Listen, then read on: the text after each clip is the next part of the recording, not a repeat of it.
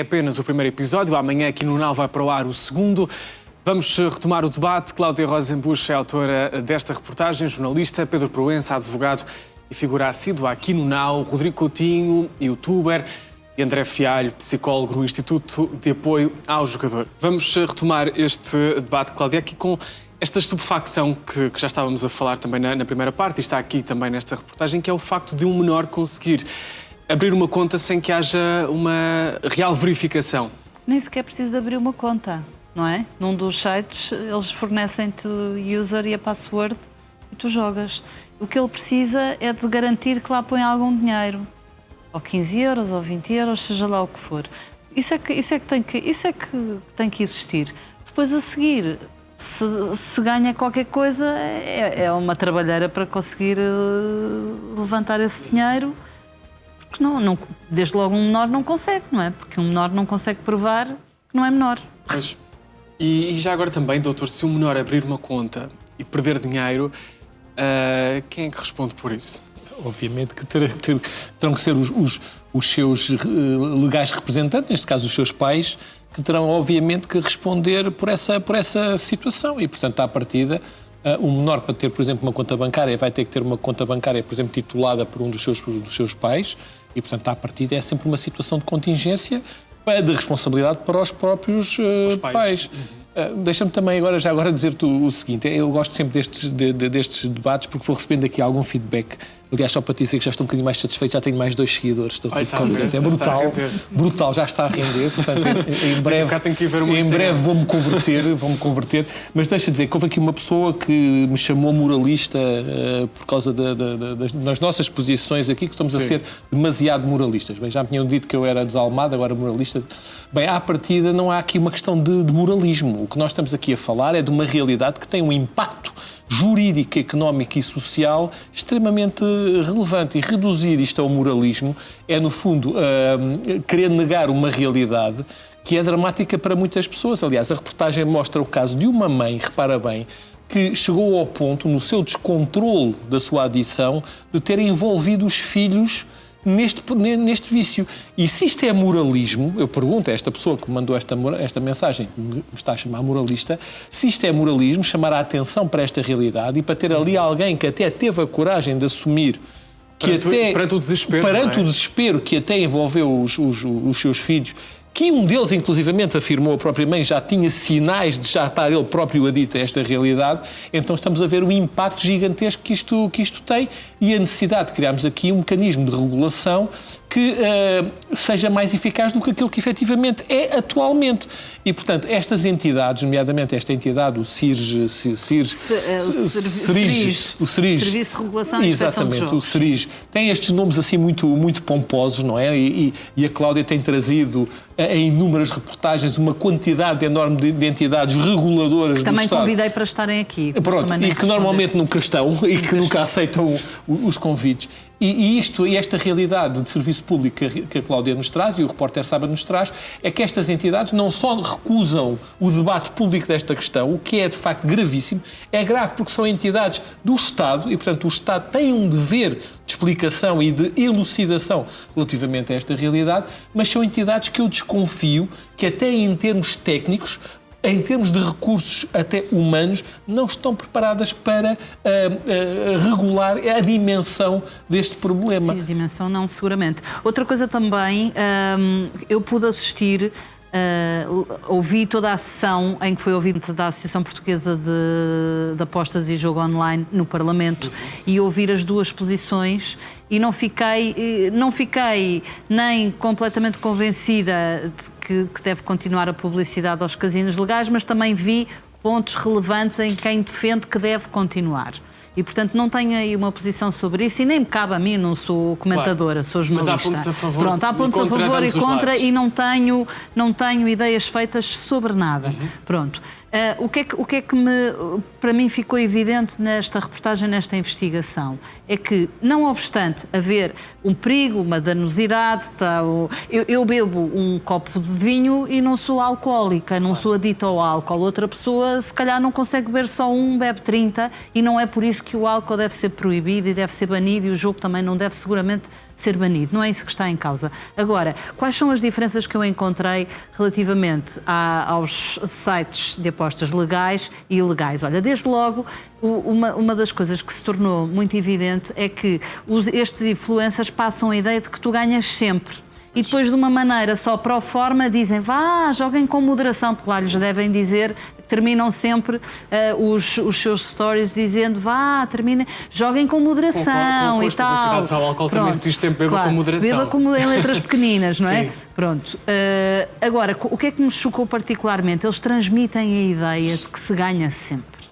De que se consegue sempre. E isso é que para mim é absolutamente chocante. Isso é absolutamente chocante. Porque eles estão a dirigir-se a um público muito jovem. Aliás, eu tenho nas minhas redes sociais, eu consigo ver quais são as faixas etárias que veem mais os meus posts, os meus vídeos. Esta tem esmagadoramente a faixa dos 18 aos 25 anos. Claramente qual seria o público-alvo desta reportagem. Completamente. São as pessoas que veem que a quem estes influencers conseguem influenciar, não é? Exatamente. E aqui o Dr. Pedro Proença falava aqui também deste caso desta mãe, André Fialho. Este vício de facto, pode levar a comportamentos extremos? Sim, sem dúvida.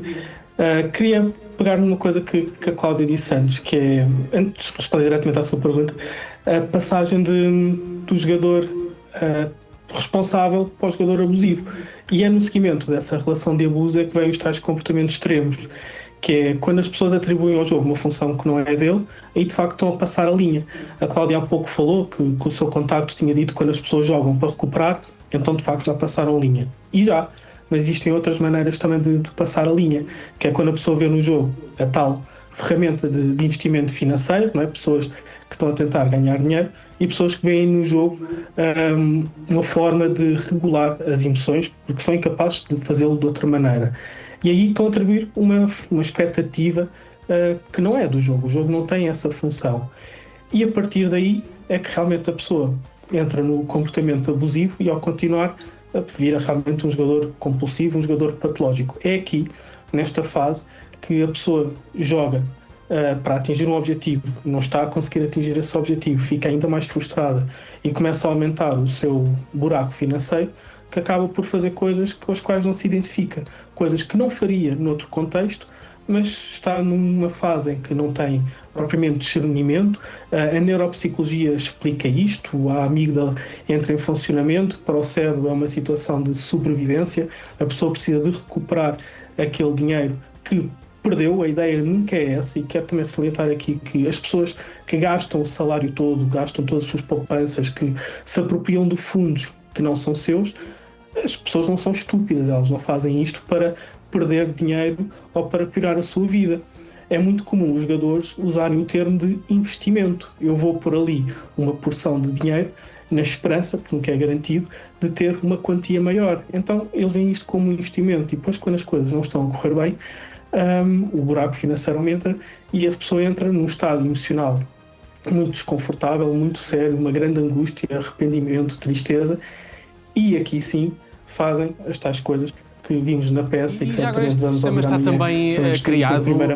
Este sistema está criado também para provocar esse tal vício, ou seja, dar como retorno desse tal investimento grandes quantias de dinheiro e depois a pessoa começa a perder, mas acha sempre que pode voltar a ganhar? Sem dúvida, Pedro, sem dúvida. Já há muito tempo que sempre que as neurociências descobrem algo sobre o funcionamento do cérebro, vem o marketing, a publicidade, o neuromarketing e usam essa descoberta para se vender mais produtos e serviços. Ora, o jogo, uma indústria que tem muito dinheiro, consegue estar sempre dentro do estado de arte destas novas descobertas e de novas maneiras de promover o jogo. Nós sabemos que um quase ganho, quando a pessoa está realmente muito perto de ganhar, causa no utilizador uma vontade, uma compulsão de repetir esse comportamento. Afinal de contas, penso ao próprio, estive tão perto de ganhar que se eu tentar novamente, é certo, é garantido que vou ter o sucesso. E então, sabendo-se disto, a maneira como o jogo está desenhada promove precisamente esta sensação, a pessoa sentir que esteve muito perto de ganhar, para manter ali o engajamento, e sabe-se que quanto mais tempo a pessoa estiver em contato com aquela plataforma, com aquela ferramenta de jogo, maior a probabilidade de gastar lá dinheiro, e é sempre essa a ideia. As pessoas, ao irem ganhando algum dinheiro, também é uma maneira de irem reforçando aquela crença que eu já falei aqui anteriormente, em como é possível, eu consigo ter aqui um pé de meia, um rendimento passivo, um part-time, entre aspas, porque eu já ganhei antes. E nada é mais forte para nós do que uma conclusão a que o próprio de lá tenha chegado. Mais do que as conclusões que os outros tiram, que podem ganhar, vale a minha própria conclusão. E quando eu sei que eu já ganhei, então eu sei que é só uma questão de tempo, de tentativas, de perseverança para voltar a ganhar. O resto da vida diz-nos isto. O problema é quando falamos do jogo, é um comportamento de sorte e de azar, e as pessoas estão a colocar a sua vida nas mãos de um algoritmo que elas não controlam. E o problema está mesmo aqui. Para o cérebro é como se houvesse uma relação de causalidade. Eu vou fazer isto mais vezes, vou-me tornar melhor, vou retirar mais frutos daqui, mais benefícios. Mas a verdade é que não é assim que acontece. No jogo não há o fator experiência, não há o fator mérito, há realmente o fator sorte e azar. Mas se calhar aqui também neste caso, porque estamos a falar de algo que não é regulado, pode não ser só o fator sorte, pode haver aqui manipulação, não é? Não entrei por aí, eu não sei se ali há manipulação. O que há manipulação, seguramente, é na mensagem que chega às pessoas. Aí há, porque se transmite a ideia de que as pessoas ganham sempre. Transmite-se a ideia de que as pessoas ganham sempre. E quando amanhã ouvirmos vários testemunhos de aditos ao jogo, alguns em recuperação e que já conseguem perceber aquilo por que passaram e por que estão a passar, eles dizem, eu serei sempre um adito ao jogo. Estou em recuperação, cada dia é uma vitória. E, aliás, há dois que me falam em jogadores anónimos, que é uma irmandade à semelhança de narcóticos anónimos e de alcoólicos anónimos, que frequentam com reuniões semanais e que me dizem, um deles, o Abel, que é profissional de saúde, disse-me que vai lá porque precisa de estar entre pares, entre pessoas que o percebem. Ele diz, há outros extraterrestres como eu, são eles que me percebem, e depois diz que é muito importante para ele. Ele não está lá só para ajudar quem chega a pedir ajuda e diz que são cada vez mais. Ele está lá também porque diz, os que chegam mostram-me onde eu estive e onde eu não quero voltar. Também se ajuda a ele próprio, não é? Isso é muito importante. Só para dizer aqui também, reforçar o seguinte, até no plano criminal, que é o seguinte, a influência tornou-se um canal de recrutamento. E quando tu vês, e nada disto é inocente, quando tu vês, por exemplo, aquele senhor que se chama Numeiro, salvo erro, Numeiro, que tem na sua página social a frase Humble Trillionaire, isto é branding. Estamos a ver, ele tem ali Humble Trillionaire. Trilionário modesto. Trilionário modesto, exatamente. Isto é um branding, isto é no fundo, isto há aqui uma intenção subjacente a uma mensagem destas. Quer dizer que eu, à custa desta atividade, cheguei a este ponto. Segue o meu caminho. É isto, no fundo, que ele está a transmitir às pessoas. Uma vida como a deles, que é uma vida de luxo no Dubai, por exemplo, com Ferraris, altas viaturas, exatamente. Isto é o que as autoridades policiais, a nível internacional, chamam de gaming agressivo. Isto, no fundo, basicamente, este indivíduo está a colaborar com este branding, ele no fundo criou uma marca, para a consolidação no espírito daqueles que ele quer recrutar para este negócio, a ideia de que vale a pena fazer isto, vale a pena apostar. Vale e a pena altamente jogar. profissionalizado, porque repara, estas páginas são encerradas, muitas vezes as páginas destes influencers são encerradas, são bloqueadas, não é? Porque são pedidos, nós também vamos poder ver amanhã, que o regulador já pediu milhares de bloqueios de páginas, as páginas são bloqueadas e eles depois aparecem com outra página. Há alguns que têm coragem de assumir porque é que foi, porque é que tiveram a página bloqueada. Outros dizem que tiveram só um problema, que é o caso do Numeiro, que nunca assume que as páginas são bloqueadas por causa consegue também explicar melhor essa questão. Sim, a forma como recrutam seguidores, oferecem oferecem dinheiro a quem os seguir, fazem... Há um deles que por acaso não é referido na reportagem, mas que o Rodrigo me falou, que aborda pessoas nos centros comerciais e diz, olha, qual é a tua... Mulheres, Sim, no TikTok, qual é a bateria que tens no telemóvel? E a pessoa diz, sei lá, 60%. Pronto, tens 60 euros para gastar na tua loja de roupa preferida.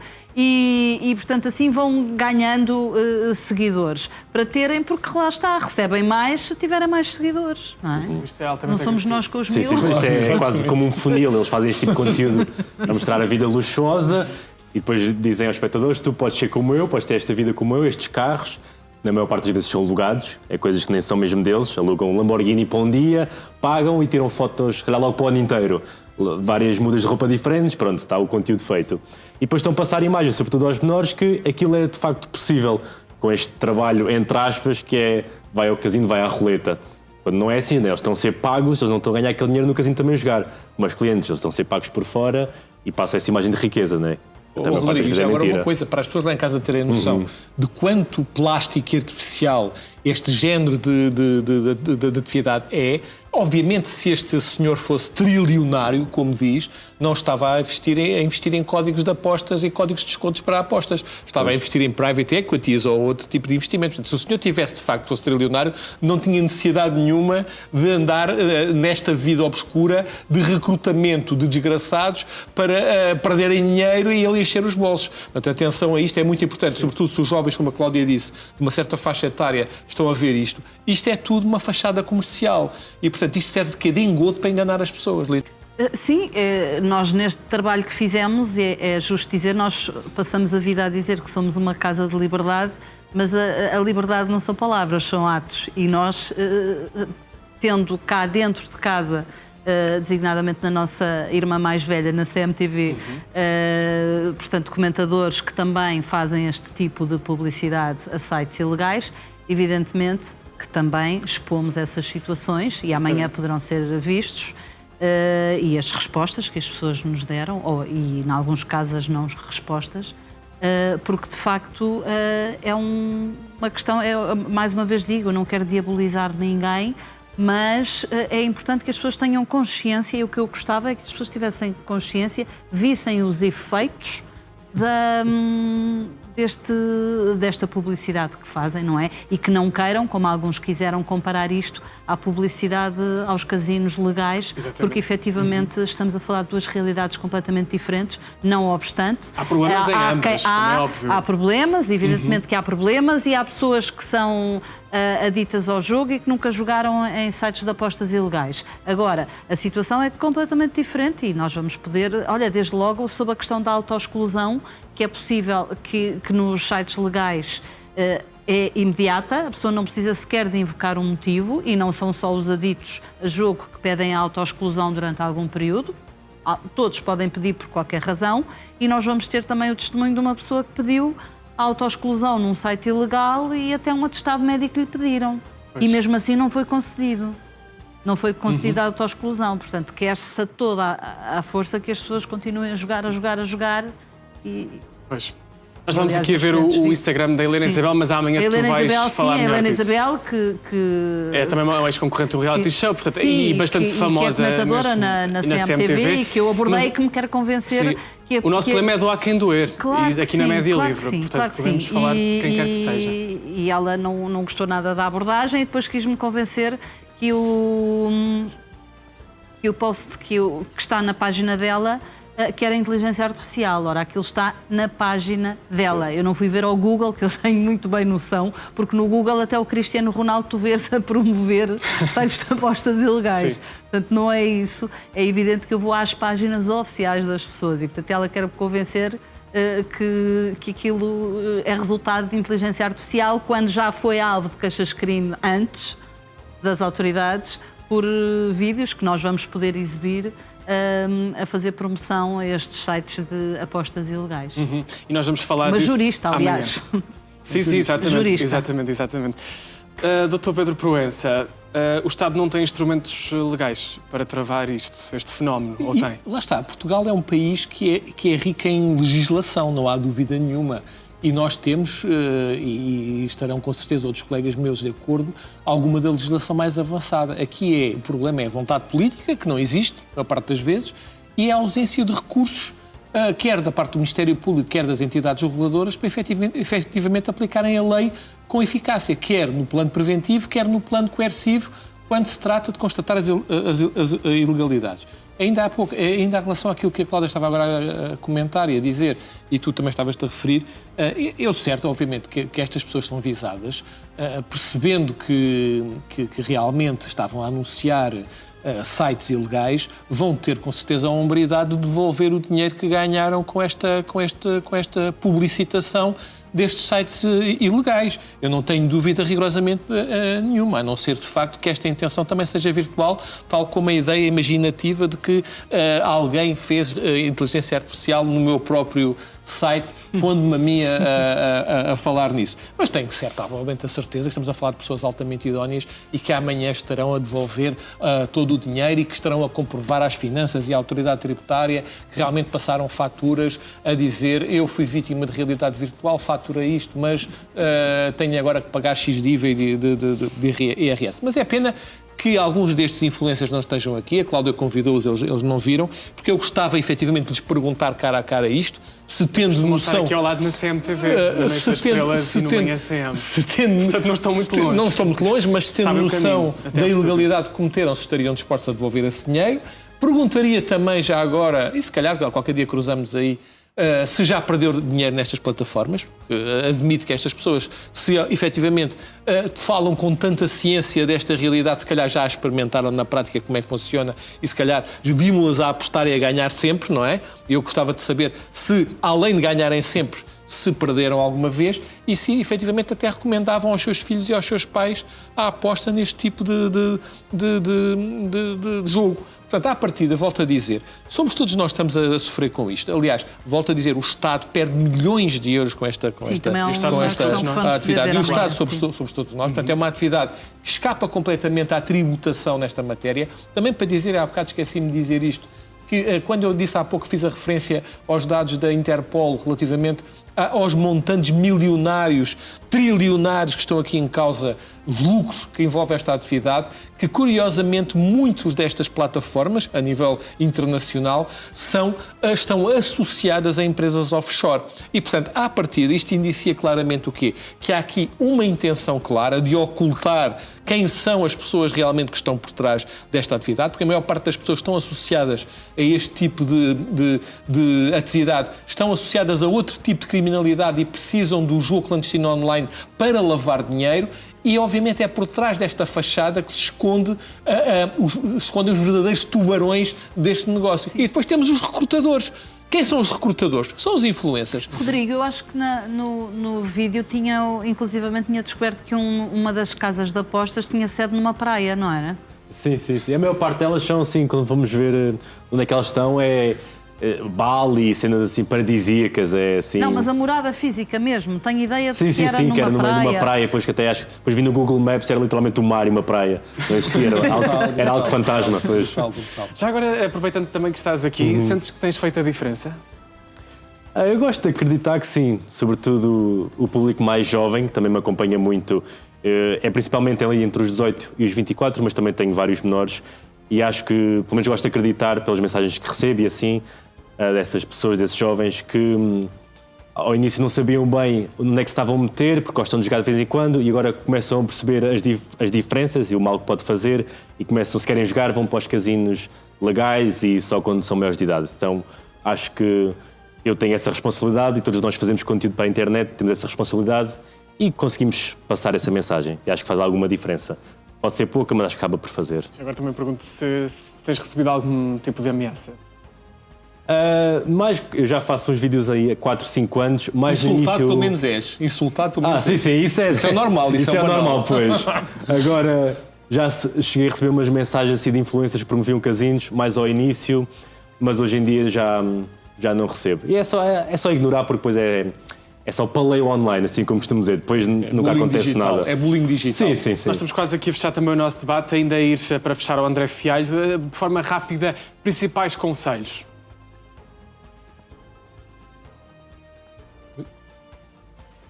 Nós estamos aqui a conseguir... Principais conselhos, bem, aos jogadores, se calhar deixar-lhes aqui um desafio, que é... Já o estamos a ouvir. Já está? Sim. Obrigado. Aos jogadores, deixar-lhes um desafio, que é questionarem-se qual é que foi o motivo pelo qual fizeram ou tiveram o último comportamento do jogo. Não interessa se gastaram muito dinheiro, se gastaram pouco, se foi ontem, se foi há um ano, não é? Perguntarem-se eles próprios uma reflexão pessoal do porquê que jogaram. Se jogaram numa daquelas linhas que eu falei há pouco, não é? De tentar ganhar dinheiro apenas, tentar fazer alguma questão emocional porque a vida estava a correr mal, porque se chatearam, porque alguma coisa, e não pelo efeito que o jogo deve promover, que é apenas o de entretenimento. Então, bem, com o seguimento dessa reflexão, se calhar darem um passo atrás naquilo que é o comportamento de jogo, talvez procurarem ajuda. Aos familiares, também estarem atentos ao comportamento desses jogadores, fazerem-lhes perguntas, se a pessoa anda a jogar muito, se a pessoa anda a gastar mais dinheiro do que aquele que gostaria, se a pessoa é capaz de estar sem jogar, qual é que foi o tempo que já teve sem jogar, se isso lhe causa algum transtorno, algum desconforto, alguma irritabilidade. E se for esse o caso, também convencer a pessoa a procurar ajuda. A ajuda pode ser técnica com um psicólogo ou pode ser ajuda nos grupos de autoajuda, como falámos há pouco e muito bem, nos grupos dos jogadores anónimos. Portanto, quem está perto ter esta sensibilização para quem tem o comportamento e quem tem o comportamento ter uma reflexão que leva à consciencialização. No caso de dúvida, se algum jogador não souber bem se está a passar ou não a linha, então que fique sem jogar durante 3 meses. Muito bem, só E que se a também pessoa realmente conselhos conseguir estar sem jogar preciosos. durante 3 meses... Aliás, o site Para do fecharmos, SERIS, o site do Serviço de Regulação e Inspeção de Jogos, tem lá uma espécie de questionário para a pessoa avaliar se efetivamente está adita ao jogo. Isso também é e interessante. na internet há alguns dos entrevistados, vamos ver amanhã, que respondiam a várias perguntas. Há um questionário de 20 perguntas e eles diziam, olha, eu disse a todas que sim. Pois, amanhã podemos falar melhor sobre isso, portanto, recordando que vimos hoje a primeira parte desta reportagem, amanhã vai para o ar aqui no Now a segunda parte. Muito obrigado a todos pela vossa presença Obrigada. neste debate.